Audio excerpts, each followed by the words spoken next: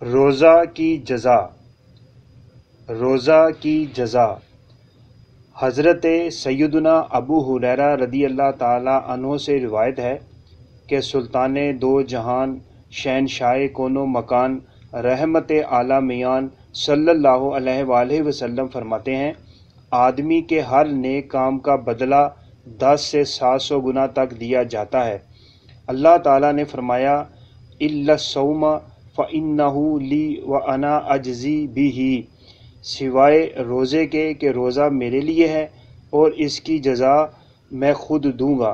اللہ تعالیٰ کا مزید ارشاد ہے، بندہ اپنی خواہش اور کھانے کو صرف میری وجہ سے ترک کرتا ہے۔ روزہ دار کے لیے 2 خوشیاں ہیں، ایک افطار کے وقت اور ایک اپنے رب عز و جل سے ملاقات کے وقت۔ روزہ دار کے منہ کی بو اللہ تعالیٰ کے نزدیک مشک سے زیادہ پاکیزہ ہے۔ تیسرے عشرہ نجات کی دعا۔ تیسرے عشرہ نجات کی دعا۔ اللہم انک عفو تحب العفو فاعف عنا۔ پھر سنیں، اللہم انک عفو تحب العفو فاعف عنا۔